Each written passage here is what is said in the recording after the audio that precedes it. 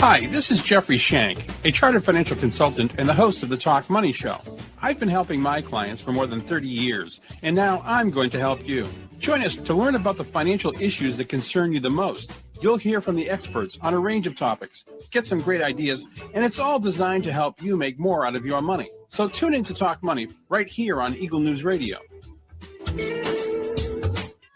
Discussions in this show should not be construed as specific recommendations or investment advice. Always consult with your investment professional before making important investment decisions. Securities offered through Cambridge Investment Research Incorporated, a registered broker-dealer, member FINRA SIPC. Investment advisor representative, Cambridge Investment Research Advisors Incorporated, a registered investment advisor. Financial planning services through Andover Advisory Group, a registered investment advisor. Cambridge and Andover Advisory Group are not affiliated. Cambridge does not offer tax or legal advice.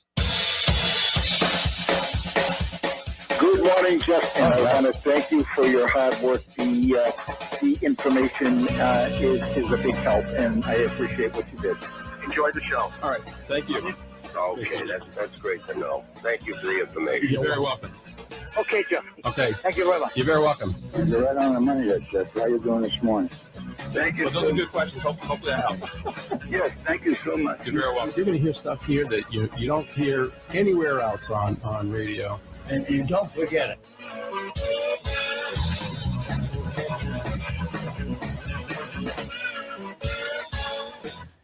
I'm Jeffrey Shank, and this is Talk Money. Thank you so much for joining me today. And if this is your first time watching or listening, a little bit about me. I am a chartered financial consultant. I'm the owner of Andover Advisory Group, a registered investment advisor, and for better than 30 years, we have been providing effective financial advice to individuals, families, and small businesses. So our goal here on Talk Money, very simple, is to improve your money IQ by providing you financial information, guidance on how to create a financial plan, how to integrate taxes, investments, and your estate planning all together in a comprehensive plan. And we've put together quite a few videos that are in the library. In fact, the most recent financial planning series, sort of a financial planning 101.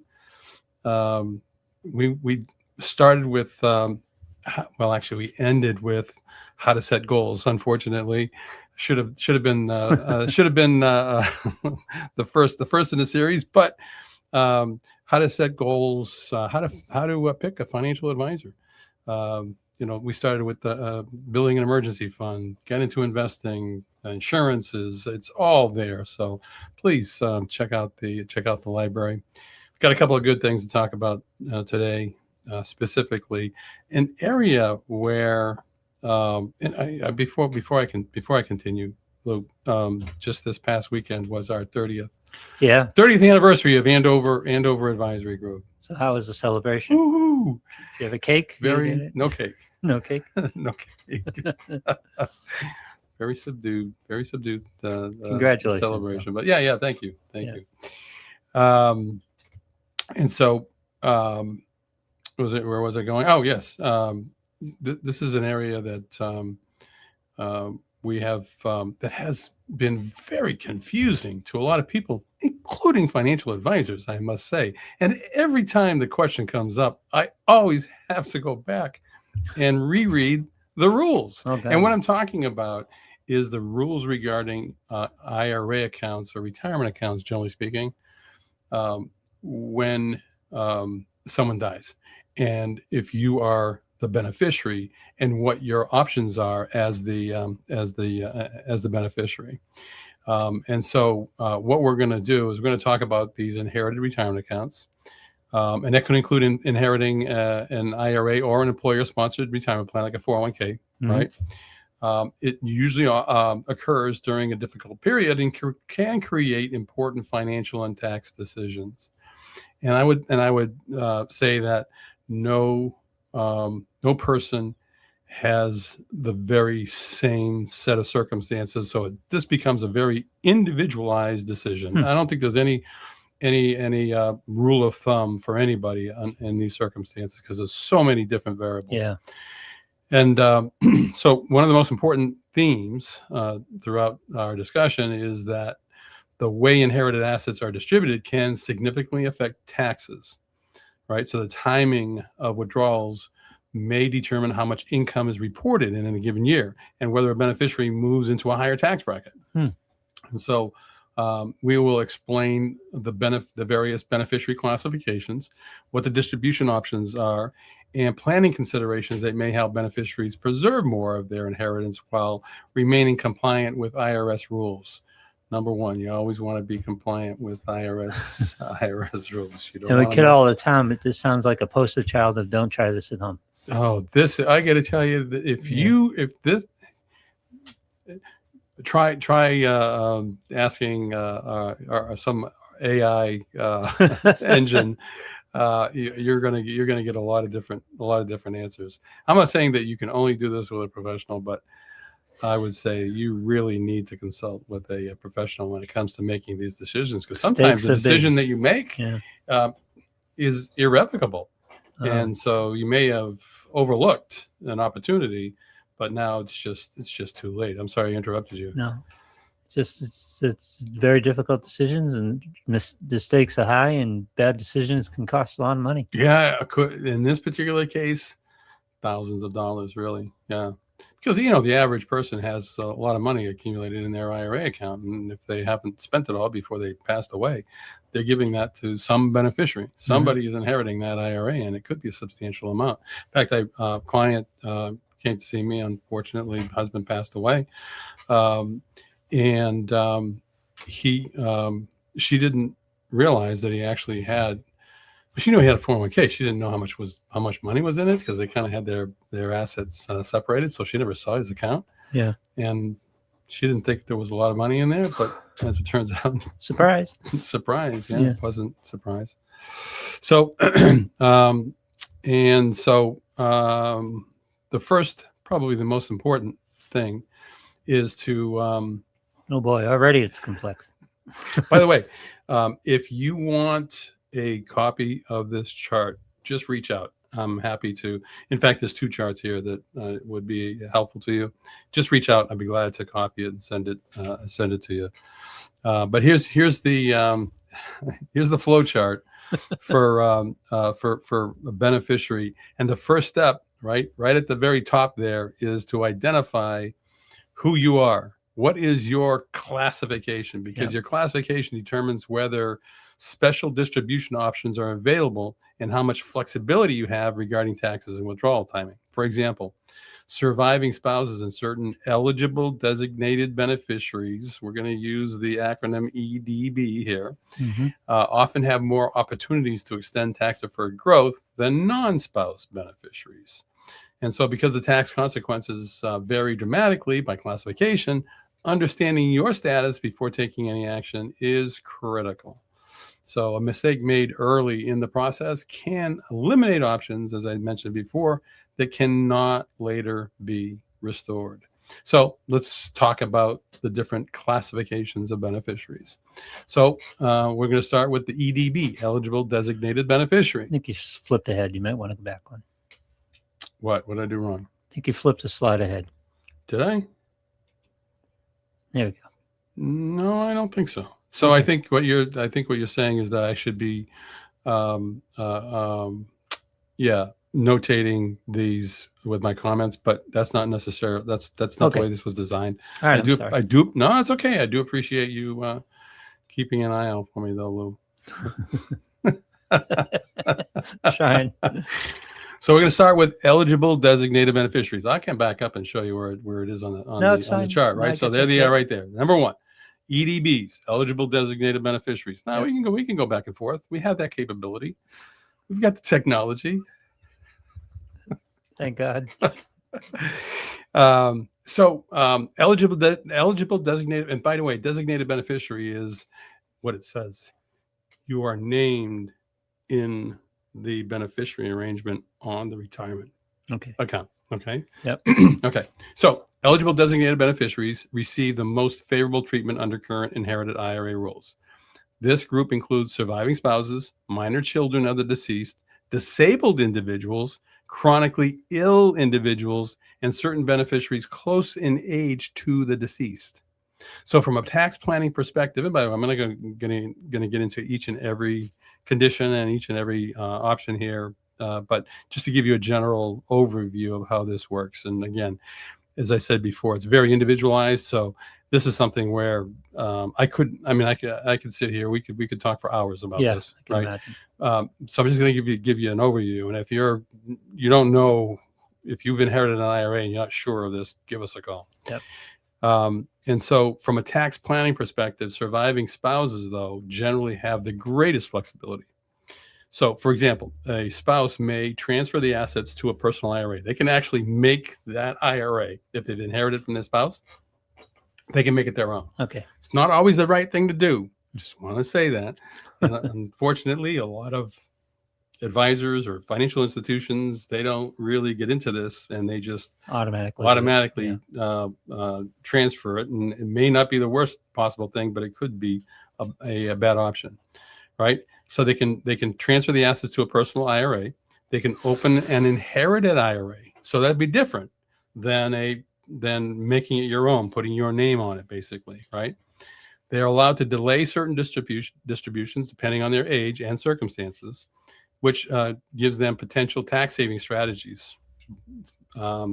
Continuing to grow tax deferred by avoiding unnecessary lump sum distributions, preserving assets in an inherited IRA when early access to funds may be needed. Example here would be my client, who was not yet age 60. And so if she made that account her own and she needed to take money out of that, she would be subject to the early withdrawal penalty if she hadn't reached age 59 and a half. Right. So there's a reason. So that penalty for early distribution is not imposed if you're taking money from an inherited account. I see. So critical. It changes access to the funds. It changes the right. Yeah. Well, it changes the profile of the account, Mm-hmm. right? And so if the account is yours, then all the rules that apply to you are going to apply to that account. Right. If it's an inherited account, different rules apply. Okay. And you can also coordinate withdrawals with lower income years too. It gives you a lot of flexibility, right? So the best option, it often depends on age, current tax bracket, and anticipated future income. So let's compare the major options available to eligible designated beneficiaries. With a spousal rollover, assets continue growing tax deferred and become subject to the spouse's own retirement account rules. This strategy is often attractive when the spouse does not need immediate access to those funds. An inherited IRA can create flexibility because, as I said before, distributions are generally exempt from the 10% early withdrawal penalty. Mm-hmm. A lump sum distribution provides immediate liquidity, but can generate significant taxable income in a single year. One potential tax management strategy is to avoid taking large withdrawals all at once when unnecessary. Spreading those distributions over time can help reduce exposure to higher marginal tax rates, and beneficiaries should also evaluate whether future income is expected to be lower, right? Creating opportunities to take distributions more tax efficiently. So postponing those distributions, and in this particular case, the spousal beneficiary has a lot of flexibility in that Mm-hmm. in that regard, as do other eligible designated beneficiaries.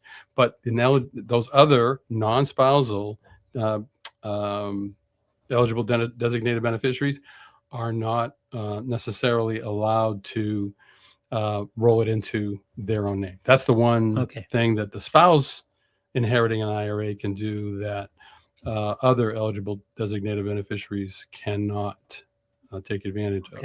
Okay. Yep. So most adult children and other non-spouse beneficiaries fall into the designated beneficiary category. So under the current rules, inherited assets generally must be fully distributed by the end of the 10th year following the original account owner's death. So these are designated beneficiaries, but not eligible designated beneficiaries. The distinction here is that eligible designated beneficiaries can stretch out Yep. those payments. Designated beneficiaries, although they are designated beneficiaries, still have to have that account paid out over a minimum of 10 years. So while the account must be emptied within 10 years, beneficiaries often have flexibility regarding the timing of those withdrawals. And new rules and a recent clarification by the IRS suggests that even though you have to have it cleared out within 10 years, depending on the age of the owner, the original owner of the account, it's possible that you may have to make a minimum distribution each and every year. Oh, So be careful. Just because you're a designated beneficiary, just because you're subject to the 10-year rule, doesn't mean that you don't have to take anything each and every year. So planning opportunity here, potential tax saving strategies include spreading withdrawals over multiple years instead of waiting until year 10, taking larger withdrawals during retirement years or periods of reduced income. You see why I say that this is so individualized, right? yeah. I mean, there isn't a single beneficiary that's going to have the same set of circumstances and can rely on some rule of thumb for making these distributions. And it's likely to change. I mean, if the original owner of it becomes RMD eligible, then you got to deal with that. Correct. Yeah. So it's going That's to change exactly as right. you go along. That changes right. Yeah. Exactly. And that's where we get into this area where you might have to make a minimum distribution on the account based on some life expectancy. Yeah. The thing here is that if you are subject to that 10-year rule, you probably want to do some sort of planning that's going to avoid a large final year distribution, because that could put you in a very high income tax bracket. Sorry. Might be the toughest tax hit. Yeah. And of course, for some beneficiaries, allowing assets to remain invested for several years may be the right option, because you can continue tax deferred growth while maintaining some distribution flexibility. But there's no reason you can't distribute and reinvest. This is correct. Yeah. Nothing says you can't expose the money to taxation. You don't have to spend it. Right. Just because it's being distributed. Yeah. You're not required to spend it. As long as the IRS gets their tax money, they're happy. Right. You can do what you want with the money after that. And I don't think we mentioned disclaimer. One option is to disclaim the asset. Say, I don't want it. I don't want it. Yep. You have to do it in writing. It has to be done within a certain time period. Who gets it in that case? Next person in line. Oh, So it's as if you weren't the named beneficiary. okay. You've basically said, I don't want it. And you're not named as in the beneficiary arrangement. In some cases that could create a situation where it becomes a probate asset. Not necessarily. If there are other beneficiaries, the money could go to somebody else. I've done this before, and here's again a planning opportunity where the executor of the estate makes a decision to take advantage of some of the beneficiaries of the estate, take advantage of their lower tax brackets. Oh, I see. And so it makes distributions of the estate by suggesting you can't make it conditional, by suggesting to one of the beneficiaries, hey, look, why don't you disclaim that, and maybe we can equalize this somehow, some way. Yeah. Have to be very careful.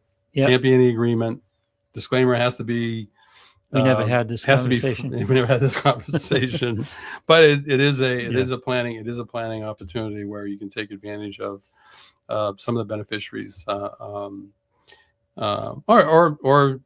it could be a multiple disclaimers where the beneficiaries of the IRA disclaim their inheritance of another asset that's not a retirement account. All That right, could work. That I'm could sorry, work but too. I got to ask because I'm Yes. just super curious at this Yeah. point. If you decline it and pass it on to a minor Yes. who doesn't pay taxes, There you go. Yeah. Well, I mean, at that point, if they're making Did- distributions yeah. of significant amounts, then there could be some taxes to pay. Yeah. Yeah. But there you go. Are That's there a special- planning opportunity. tax classes for minors? Special. No, a minor is treated just like anybody, any Oh, other, okay. any All other right. taxpayer. Yep. Oh, yeah. So the minor has a tax ID number and would file an income tax return. Obviously, they don't sign it; somebody else signs it for them. Yeah. But yeah, no, they're treated just like any other Okay, taxpayer. all right. Yeah. And to the extent that, and this would not be considered investment income, so it's a retirement distribution.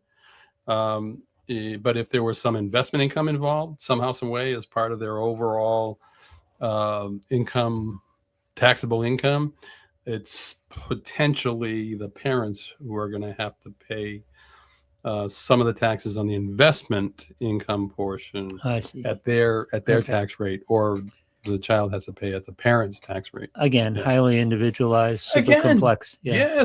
Yes, and all coming at a time when somebody has just died.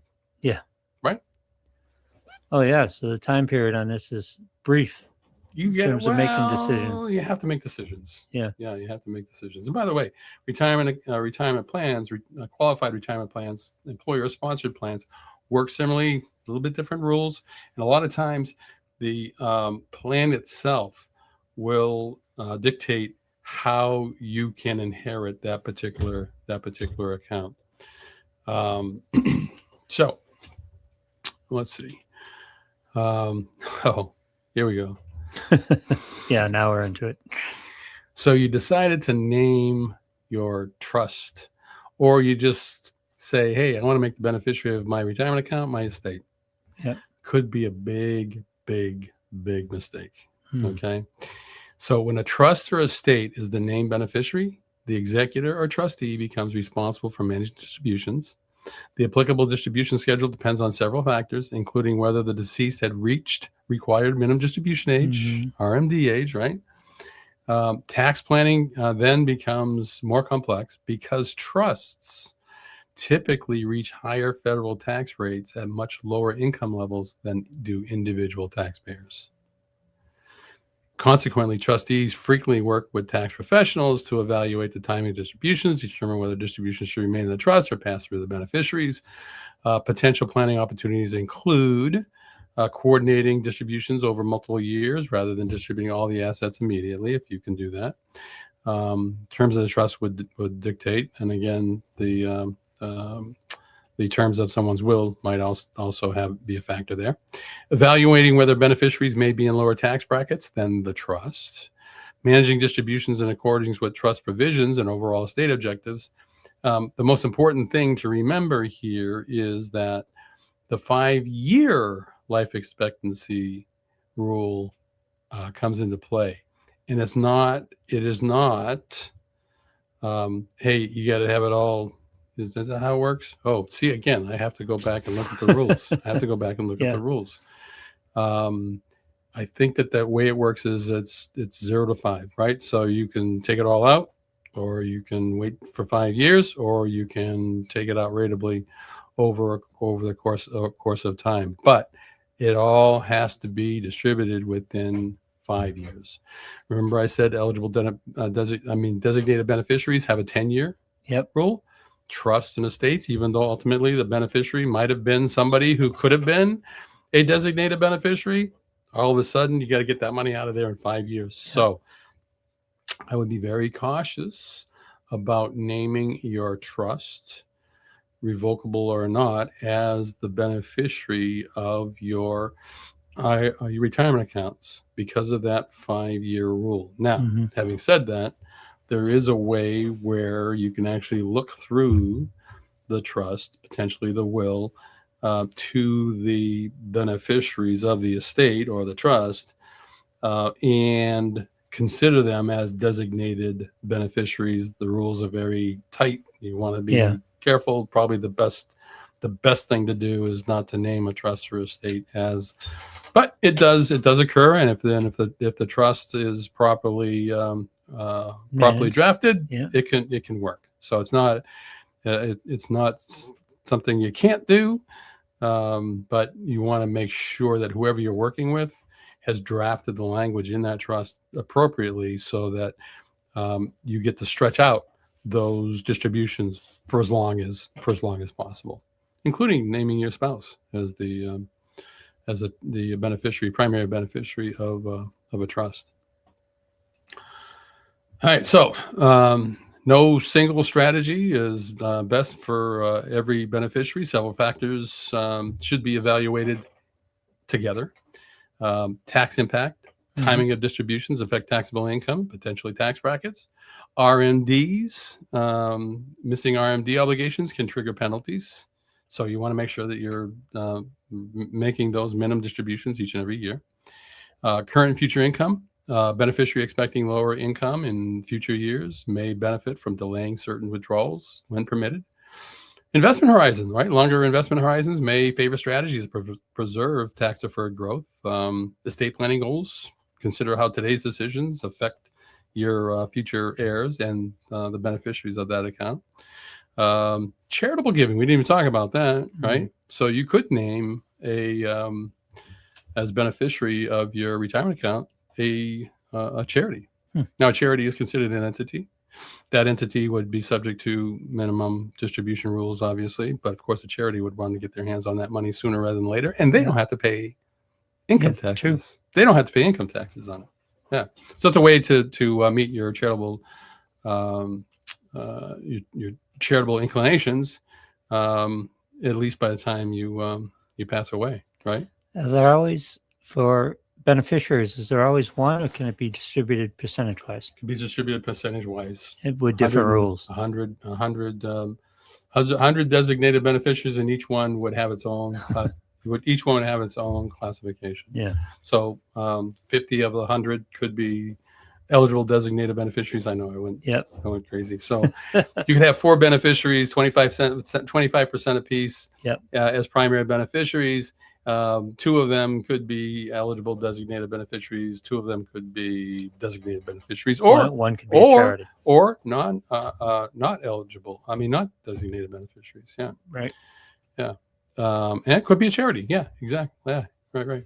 So the objective is not simply minimizing taxes this year, but developing a strategy aligned with long-term financial goals. So we're going to kind of wrap this up before making any withdrawal decisions. Number 1, here's your checklist. Confirm your beneficiary classification.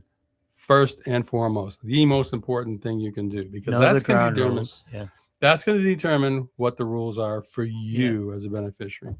So understand the applicable distribution deadlines. Review the tax consequences of each option. Once you know what that is, once you know what the rules are, well, you have to consider. Today, what's my tax bracket? Well, what's my tax bracket going to be in the future? Should I be stretching this out? Should I be taking it now? Am I anticipating a lot more income next year because of bonuses? Maybe it's smarter for me to take it sooner rather than later. Will RMDs kick in? Right, exactly. Do RMDs kick in? Especially if you're a spousal beneficiary, you want to consider, especially if you're a young spousal beneficiary, you want to consider keeping that account classified as a beneficiary account, not taking it over as your own. And too often I've seen people just make that decision without really understanding the consequences of it.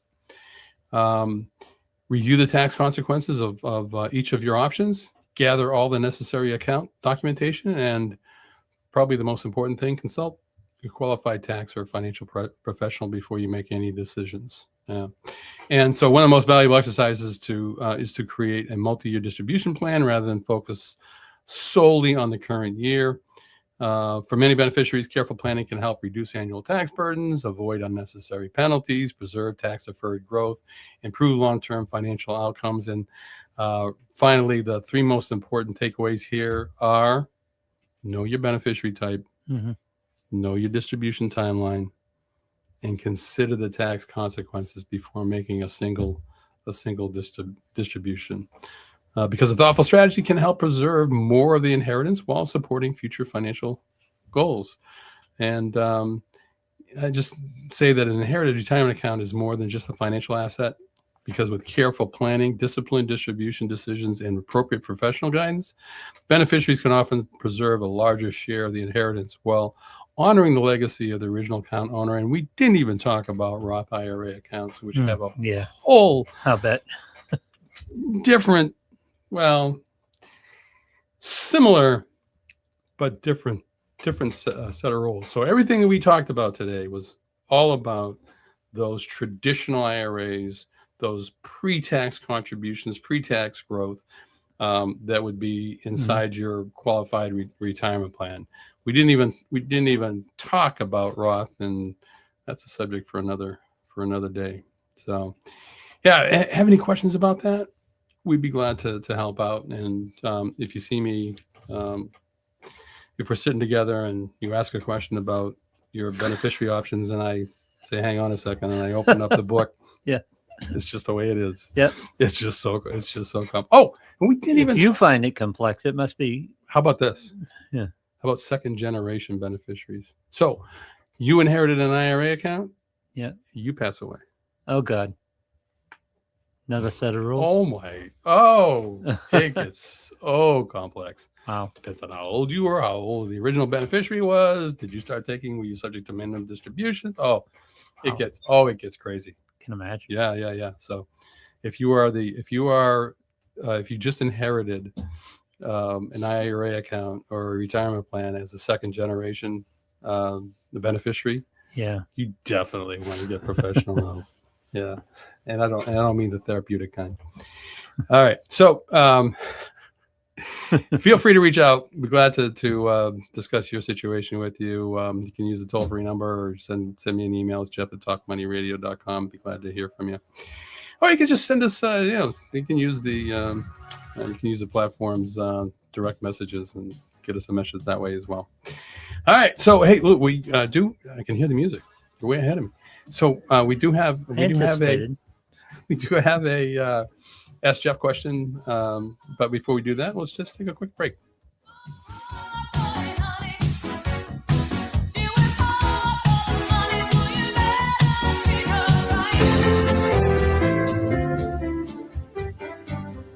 Whether you're saving money for your children's education, preparing for retirement, or deciding on the right life insurance plan, you can count on the professionals at Andover Advisory Group.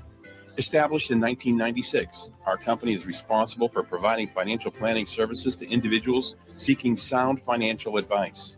We create a comprehensive financial plan that serves as a framework for organizing the pieces of your financial life so that you can focus on your goals and understand what it takes to reach them. And a financial plan can help you prioritize. For example, how saving for college might impact your ability to save for your retirement. Having a clear perspective will allow you to pick the right strategies and confidently choose suitable products and services. Best of all, you'll have the peace of mind that comes from knowing that your financial life is on track. Call us at 978-691-5005 to book your free initial consultation. That's 978-691-5005.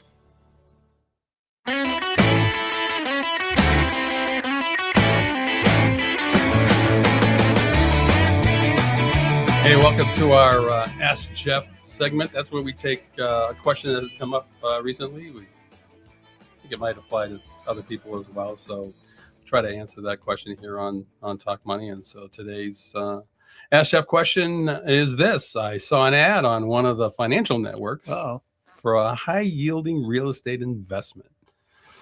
But the spokesman says that I need to be accredited to make an investment. What does that mean? And what is a PPM? So I'm very familiar. Snuck in a second question. You snuck in two questions, Yeah. 2 for 1. Yeah.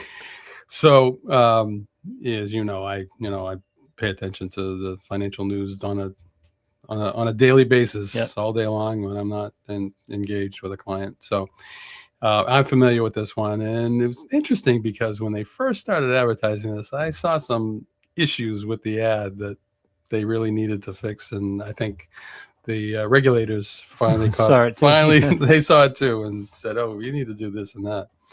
And so what they weren't telling people initially was that they really needed to be accredited investors, and that's probably the most important thing. But I'll answer the second question first. PPM stands for Private Placement Memorandum.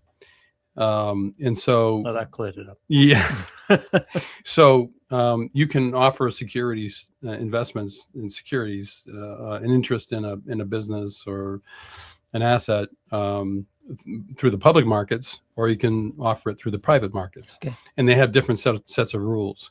And if you're offering a private placement, that is to say that you're offering this investment without going public, Okay. going on a stock exchange, then you have to put together this and show people this private placement memorandum, which details what the investment is all about, what to expect, and has financials in there. I mean, it's sort of like a prospectus, but it isn't. Yep. And so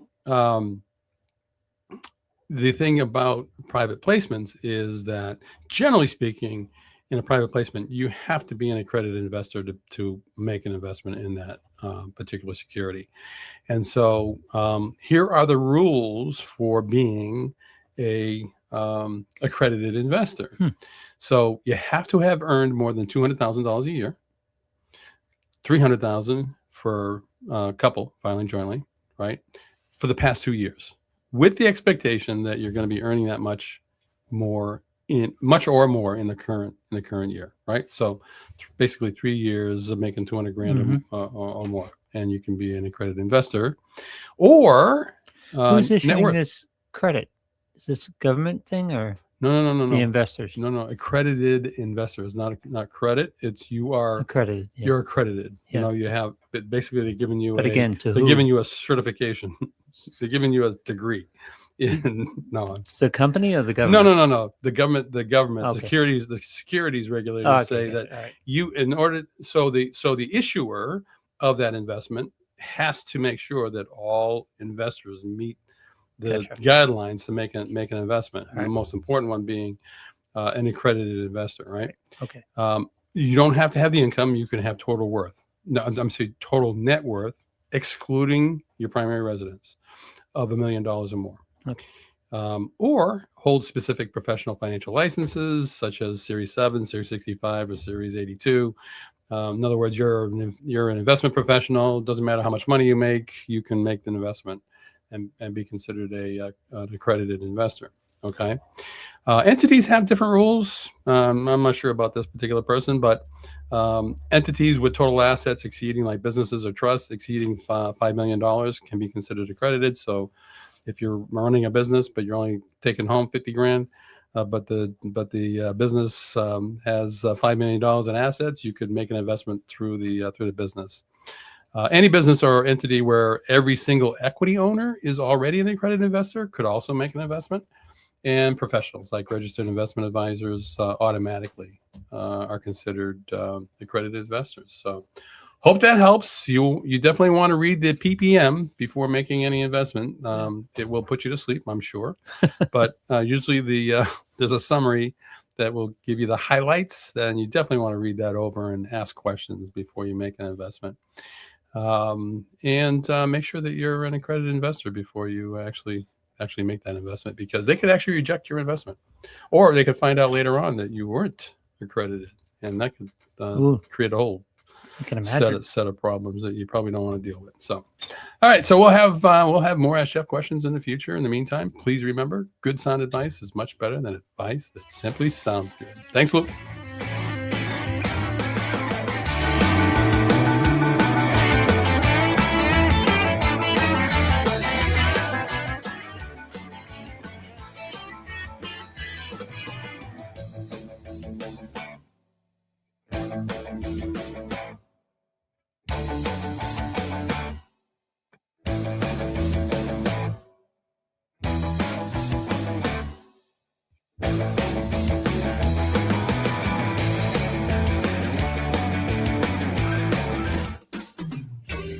Hi, this is Jeffrey Shank, a chartered financial consultant and the host of the Talk Money Show.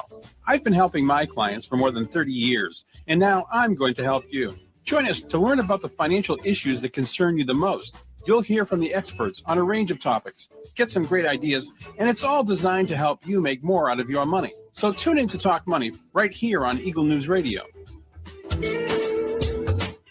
Discussions in this show should not be construed as specific recommendations or investment advice. Always consult with your investment professional before making important investment decisions. Securities offered through Cambridge Investment Research Incorporated, a registered broker-dealer, member FINRA SIPC. Investment advisor representative, Cambridge Investment Research Advisors Incorporated, a registered investment advisor. Financial planning services through Andover Advisory Group, a registered investment advisor. Cambridge and Andover Advisory Group are not affiliated. Cambridge does not offer tax or legal advice. Good morning, Justin. I want to thank you for your hard work. The information is a big help, and I appreciate what you did. Enjoy the show. All right. Thank you.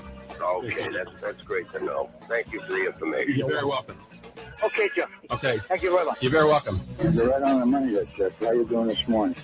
Thank you. Well, those are good questions. Hopefully that helps. Yes, thank you so much. You're very welcome. You're going to hear stuff here that you don't hear anywhere else on radio. And you don't forget it.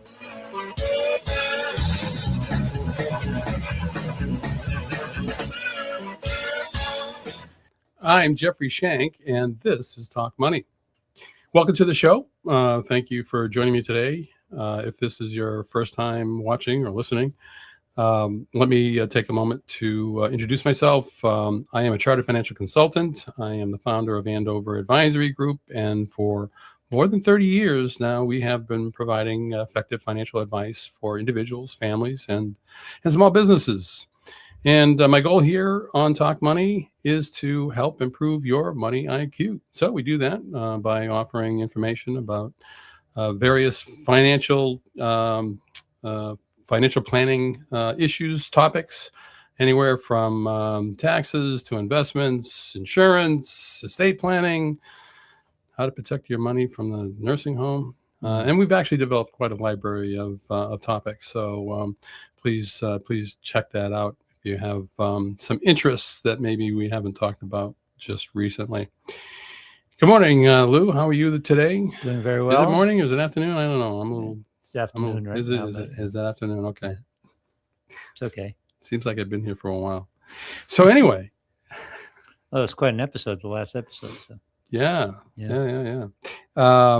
And so it was all about retirement planning. Well, I could mention that one, right? The episode that we recorded before this one was about inheriting a retirement account. Very complex. Yep. A lot of decisions that you have to make when it comes to inheriting a retirement account, whether it's an IRA or a employer-sponsored plan like a 401k. It can be very complex, and I think the most important takeaway was seek professional advice. Yes. I know. And I don't mean just your tax preparer, because a lot of times please don't take this the wrong way, all you tax preparers out there, but a lot of times that's not what they do. Yep. They just plug the numbers in, right? They're not the planning type.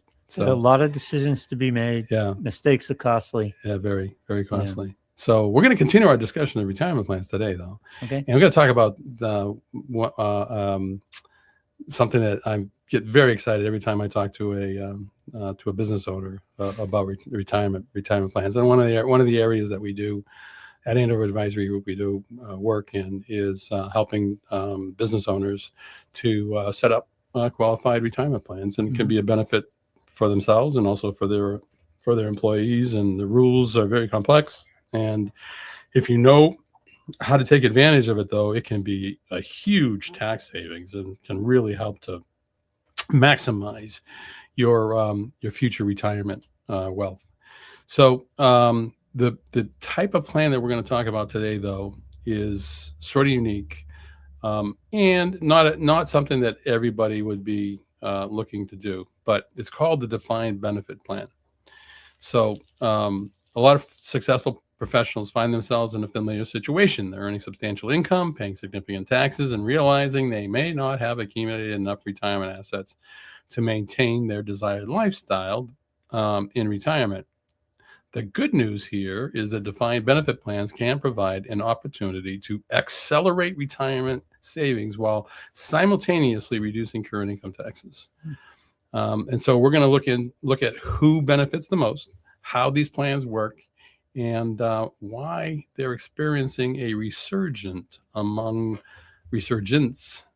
high-income business owners. So when most people hear about the term defined benefit plan, they think about the old days, corporate pensions from years ago, decades ago, right? That paid, a monthly benefit based on years of service and a percentage of your salary. Right. That's the defined benefit plan, right? But today's defined benefit plans serve a very different purpose. For a lot of self-employed professionals, traditional retirement plans simply don't allow enough contributions to meaningfully impact their retirement readiness or their tax burden. So a defined benefit plan can often allow contributions that are 2 to 3 times greater than those available through, let's say, a SEP IRA or a traditional 401k arrangement. So it becomes increasingly valuable for professionals in their 40s, 50s, and early 60s who are basically entering their highest earning years and want to maximize retirement savings. Consider Dr. Smith, 55-year-old anesthesiologist earning $500,000 a year through her medical practice. She's accumulated approximately $800,000 in retirement assets, but wants to retire within the next 10 years. I thought it was Dr. Smith from Lost in Space. No, So but it's a woman. It's his great granddaughter. yeah. If Dr. Smith was an anesthesiologist, it was totally by accident when he was trying to put everybody to sleep so he could do his dastardly things. We don't want to get off on. No. We do not want to go off on Lost in Space. No. But did you? But I'll just ask you this: Did you ever see the pilot episode? Of course, yeah. Okay. No, I don't think you did. No. There's 2 pilot episodes. Okay. There's 2 first episodes. I'm sorry. There's 2 first episodes. I'm sorry, maybe There's I the didn't. pilot episode, and then the first episode. They actually redid the first episode Oh, I see. because it was so bad. The Okay. the pilot was so bad. You got to find the pilot. You got to find and watch the pilot. Basically tracks the same, Yeah. but it's a little bit different. Yeah. Same cast. That's a great question. Yeah. I don't think that they are all the same, but I could be wrong. I think there was, was Smith. I think he might have been replaced. I think the evil doctor might have been replaced, and I'm pretty sure the robot was also modified for the first episode. Not to go deeper into the woods. But Yes, did you see the reboot about 5 years ago? Yeah, I It's did. good. Yeah, it's pretty good. Thought it was pretty good. Yeah, I mean they kind of. Dr. Smith was a she, by the way, and pretty evil. Okay, so I'm thinking of another. So there must be another Lost in Space. Yeah, There must have been more than one sequel. maybe. Yeah, there must have or a reboot. I think so because as I recall, that the doctor in the one I saw was a man. So there must be. And you're saying 5 years ago? I think that the one I saw was more than that. Oh yeah, no. Yeah. So I think it was Netflix about Lost 5 in- years ago. Lost in Space fans. Yeah. Creepy. So Dr. Smith, not the Dr. Smith from Lost in Space. Yeah, maybe The the reboot. 55-year-old anesthesiologist. Yeah, Making $500,000 a year, accumulates approximately $800,000 in retirement assets, but looking to retire within 10 years. That makes sense, right? Traditional By the retirement. way, wasn't Lost in Space 2025? I'm not sure what the. Oh, actual I year don't was. know. That's a great question. Yeah, That's a great question. The curious. original timeline. I don't know why I came up with. Yeah, that. I don't know. All right. I don't know. So we're gonna have to. These are all burning questions that are Yeah. Next Our episode, fans. we'll know. we'll know. Yeah. We'll be able to answer all these questions. Yep. Oh, we just started a podcast. We'll just do the Lost in Space podcast. I don't know how many episodes you think we I'm can in. get through. You're I'm in. Love that show. so traditional retirement plans, though, would only allow limited annual contributions. By implementing a defined benefit plan, Dr. Smith may be able to contribute well into 6 figures annually. Wow. Dramatically increasing retirement assets while generating significant tax deductions. And I guess at this point, I should mention that you cannot do this without considering the rank and file employees, staff. But there are rules that allow you to benefit more highly the principles of the organization. Right. You need to know the rules in order to make sure that works. But for professionals like Dr. Smith, the strategy shifts from simply saving for retirement to accelerating wealth accumulation. So the primary benefit of a defined benefit plan is what I call the dual advantage. First, every deductible contribution can reduce current taxable income. Second, those dollars continue growing on a tax-deferred basis for retirement. And for high-income individuals, this creates a powerful compounding effect. Not only are they potentially reducing taxes today, but they're also redirecting those dollars toward future retirement security. The amount that can be contributed is based on factors such as age, compensation, years remaining until retirement, desired retirement benefit. So that's the defined benefit part of it, a desired retirement benefit. So we're targeting a benefit. So in many situations, older business owners benefit because they have fewer years remaining to fund their retirement, right? So if you want to fund a target benefit, defined benefit, you have to put more for those people who are older than those that are younger. See how that works? Fair enough. So that could support larger annual contributions. So let's look at Charles, management consultant. He's 53 years old, earns $500,000 annually as an independent management consultant, using a defined benefit plan and a companion 401k. So these are not and or, these are not or type options here. You can pair up defined benefit plans with more traditional, if you want to call it that, 401k plans. Yep. His annual retirement contributions could exceed, get this, $250,000. Oh, Assuming a combined federal and state rate of approximately 37%, this translates into substantial annual tax savings while building wealth rapidly. The key point here, larger contributions mean larger deductions and larger retirement balances, right? So the IRS does continue to adjust these plan limits for inflation. 2026 presents an even greater opportunity. The maximum annual defined benefit limit has increased to $290,000. That's the benefit limit, not the amount you can contribute.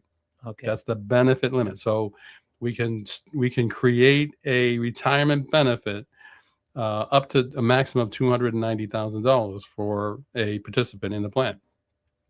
The compensation cap used for qualified plan calculations is also increased to $360,000. And so it's important to understand that the defined benefit limit, like I said, is not the same as the contribution limit.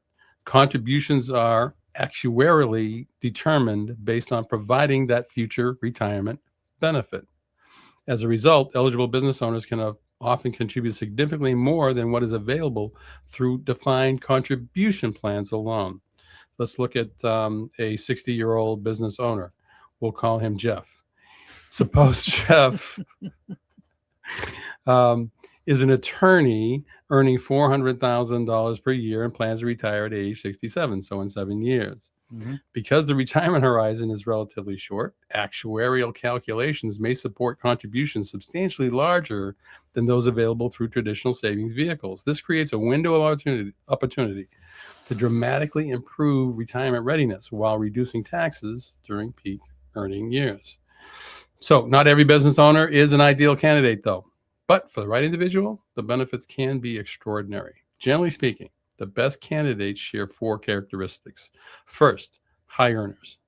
Second, they have consistent cash flow from their business. Very important, because once you start one of these plans, you have to continue it for a period of time. The IRS will look at that as maybe you just had a good year and you're trying to put away some money tax-free. So if you don't set this up and plan to contribute it for a number of years, then they could actually, the IRS can come back in and say, sorry, Charlie, we're going to disqualify your plan. And you do not want that. No. Third, they're motivated to reduce taxes. That's very important. I haven't met a business owner that's doing very well that wasn't motivated to reduce taxes. There could be one out there, but I haven't met one yet. Fourth, they feel the need to accelerate retirement savings. That's very important, right? So professionals who frequently fit this profile include physicians, dentists, attorneys, consultants, engineers, successful contractors, real estate professionals. real estate, franchise owners, right? Farmers, believe it or not, are potential candidates. So let's look at Suzanne, a software consultant, 60 years old, earns approximately $150,000 to $200,000 annually. So she has variable income, right? Because she's a software consultant, so no guaranteed income, right? And so she was initially hesitant to set up a plan just because of that variability. But after learning that modern plans allow contribution flexibility, so she can actually set up a defined benefit plan that actually has contribution flexibility. She decided to establish a moderate defined benefit plan and then paired it with a 401k. So we can do this. You can meet these different needs of different people. So there isn't, again, one size. It's not a one size that you have to fit into. Highly customizable. Yeah. And so in stronger years, she maximizes both plans. In lower income years, she contributes closer to the minimum required range, and has the flexibility to continue progressing toward retirement while adapting to her changing business conditions. And one reason many professionals overlook defined benefit plans is that they have outdated perceptions. So let's address the 3 most common myths for defined benefit plans. Myth number 1, contributions are fixed. Many people believe they must contribute exactly the same amount every year. Not true. In reality, plans typically operate within an actuarially determined funding. Every time I say you got there. Did I get there? Yeah, you get there. Determined funding range, allowing sponsors flexibility based on profitability and cash flow. Myth number 2, administration, too complicated. Well, it is more complicated than setting up an IRA account. It is more complicated than setting up a SEP IRA through your business. Typically what you're going to do is you're going to hire a third-party administrator, TPA, but they're out there. It's a very competitive field, and the costs that are associated with it can be easily justified. In fact, those costs are tax deductible, and the IRS actually has tax credits available when you set up a new retirement account, so they can offset some of those administrative costs. Yes. Interesting. Yeah. So most business owners imagine extensive paperwork, complex calculations. And in practice, these TPAs, third-party administrators, perform nearly all the plan testing, calculation, compliance. They do everything. All you have to do is just write the check for the administration cost. Myth number 3, assets are locked up forever. Some people worry they will lose access to accumulated assets. Typically, when the plan terminates as the owner retires, assets can easily be rolled over into an IRA where they continue growing tax deferred and they can invest it any way they want. So a useful way to think about the modern defined benefit plan is that they provide the power of a traditional pension with substantially more flexibility and control than most people realize. And so as we wrap this up, the key takeaways here are: first, defined benefit plans can provide some of the largest tax deductions available through any qualified retirement plan. Second, they can dramatically accelerate retirement savings, especially during the final 10 to 20 years before retirement. Third, they often work best when integrated with a broader retirement strategy that includes a 401k or other investment assets. As a final case study here, right? How about a married business owning couple in their late 50s who each earn approximately $290,000 annually? Through a properly designed, this is actually works the best. It really does. Okay. Through a properly designed defined benefit plan, they may be able to make combined annual contributions well into 6 figures, creating substantial tax deductions while rapidly accumulating retirement assets over the years leading up to retirement. So you're married, you're running this business. It's very successful. You hire your spouse to come into the business, and now you've got both of those benefits that the company can justify funding. And the salary, obviously the salaries can be higher than just one individual and still be within the limits that the IRS allows. So the opportunity here is often greatest for successful professionals who have accumulated wealth in their business but have not yet maximized retirement savings. The question is not whether a defined benefit plan is appropriate for everyone. It isn't. The question is whether it may be appropriate for you. So if you're a high income, self-employed professional seeking to reduce taxes and build retirement wealth more aggressively, now's the time to explore whether a defined benefit plan belongs in your strategy. So if you're out there and you're thinking about this, you've been thinking about this, been talking to people, they've come in, and I've seen that happen. I've seen these TPAs or these benefits administrators come in, and then they just they start talking over your head. Yeah. One way to do this is by real simple plan. It's called the cash balance plan, where instead of it's not a defined contribution plan, but instead of targeting a benefit, you just say, hey, we're going to take a certain percentage of the employee's salary, you're going to put it into this plan, and whatever the value is, we're going to add. We're going to make it grow by a specific rate every year. Okay. And then when that person retires, they can do one of two things. They can take their lump sum and roll it into an IRA account. They can take it and pay taxes on it, although that would probably not be the best idea. Or they can turn it into a guaranteed source of income by annuitizing that lump sum. It's a much easier way to do it. The actuarial calculations are much less. Right. Although with a defined benefit where you say, hey, I want to get X amount of dollars per month as a retirement benefit, that one can actually provide a greater contribution level, but depends on your plan. So if you're looking for less administration, maybe a cash balance plan is the way to go, because the calculations, the math is simpler in a cash balance plan than it is in a traditional defined benefit plan. So again, if this is something that you'd like to pursue, you'd like to get some answers, and you've had some people talk to you about this, and it seems to have confused you more than helped you, No. give us a call. We'd be glad to talk to you about it. You can use the toll-free number, send me an email, jeff@talkmoneyradio.com, or you can I think you can use a direct message right on the platform, and let us know that you want us to talk to you about it. All right. So we do have one other segment here, Lou, and that's the Ask Jeff segment. So we're going to take a quick break, and when we come back, we'll have that.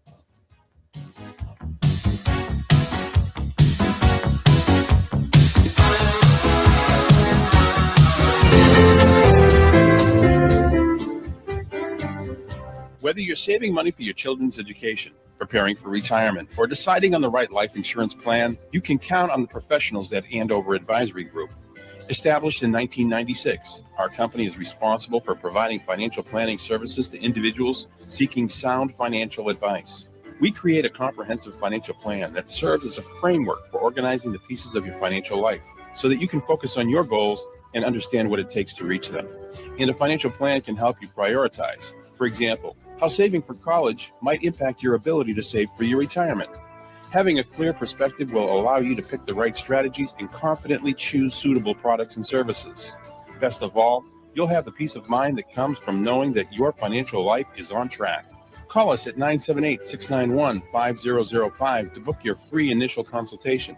That's 978-691-5005.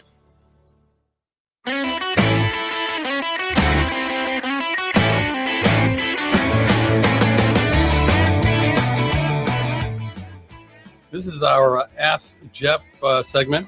Wait a second. Do you want to pay off the Lost in Space tease? The unintentional Lost in Space tease? Yes, sure. Okay, the original series, 67, Yep. was set in 1997. Oh, okay. There you go. There was a movie in 1918. Yeah. I don't think so, but that's okay. 1998. Yeah. That you saw. And then there was another series on Netflix. That's it. The series on Netflix. That's what 2018. it was. Oh, so I saw the movie. You were talking about the Netflix series. Yes. I wish I haven't seen. Oh, that's cool. Yeah. Did we find out if the original cast was from the? I didn't. Did you delve into that? I didn't dive into the pilot. Okay. I just want to know what year the original series is. Yeah. set. So it was 97. It was supposed to be. Yes. Right. Oh, that's interesting. Well, Yeah. they thought that was way out in the future. The Earth was overpopulated. Oh, they did. Of course, they did. So that was the premise. They were looking for The Earth was another. overpopulated, and then in Yeah. the film and in Yeah. the Netflix series, environmental collapses.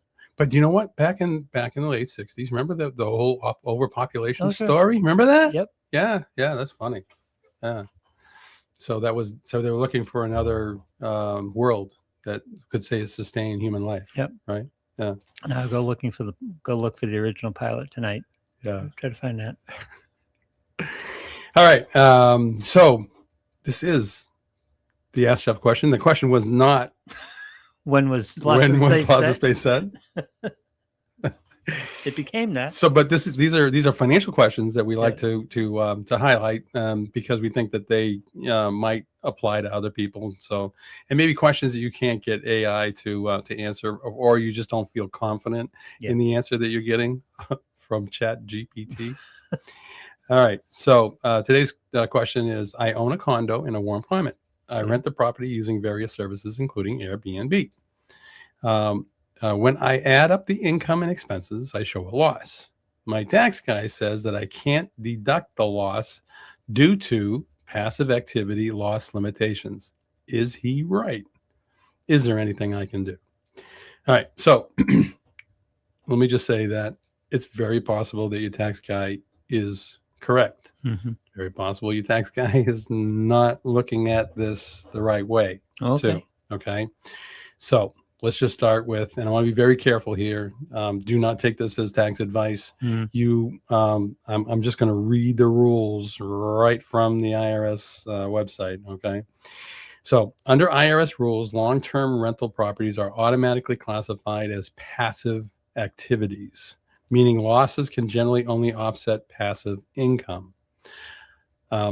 If, and here's the caveat, if your income is below a certain level, taxable income is below a certain level, or adjusted gross income is below a certain level, you can use the loss to offset other income, including W-2 income.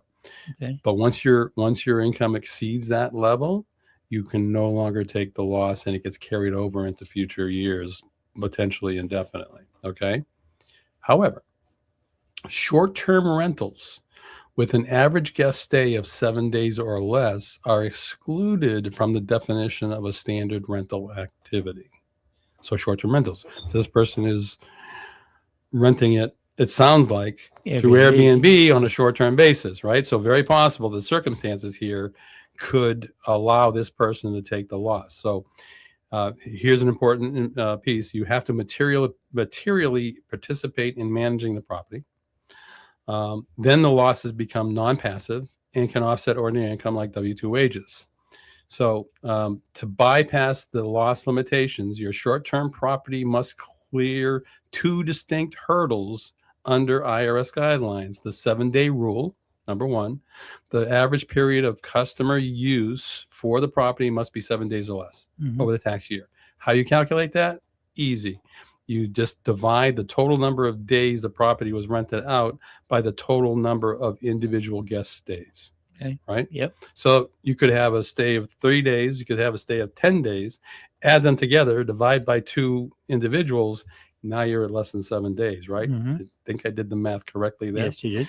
All right. So, and then material participation, as I said before, because the property is then treated as a business rather than a passive rental. That's the key here.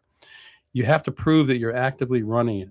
You do this by meeting one of the IRS material participation tests, such as spending more than 500 hours on the activity during the year, or doing substantially all the work yourself. So you don't have to meet the 500 hours if you're doing all the work to rent the property. So that would allow you to exempt yourself from those passive activities, because it becomes an activity like a business. It becomes more of a business than it is just an investment. That's really the key difference here. Right. So a lot of people were for years, buying property, renting it, taking the loss. And finally, the IRS cracked down and said, this is an investment property. This is not really a business. And so we're going to put some limitations on this, but only if you make over a certain amount of money. Don't know why. That's just the way they did it. So Yeah, and so it depends on the facts and circumstances. As the CPA once told me, Jeff, ask him a question. What if you depends on the facts and circumstances? That would always be his answer. As we've shortened to, it depends. It depends. Yes.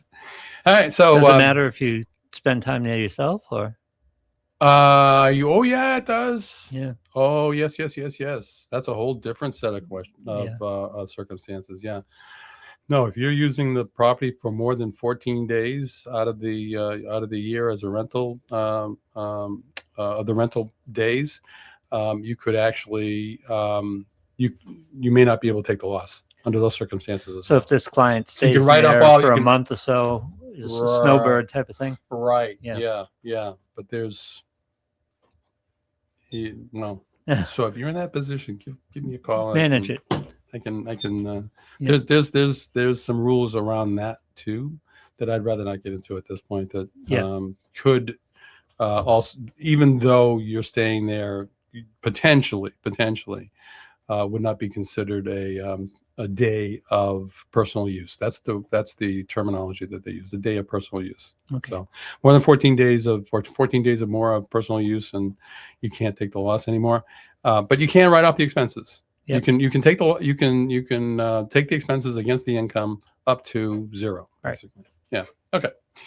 Very good. That was a great question. Took a lot longer than I thought to answer, Lou. I apologize. So What are you talking about? Okay. Needs to be answered. I know. Yeah. There's some detail involved. It's not simple. Yeah. All right. But I'm going to blame you because we were talking about You can blame me all you want. Lost in Space. I'll take the blame for that. All right. So that's this week's Ask Jeff question. There's more. So stay tuned. In the meantime, please remember, good sound advice is much better than advice that just sounds good. Thanks, Lou.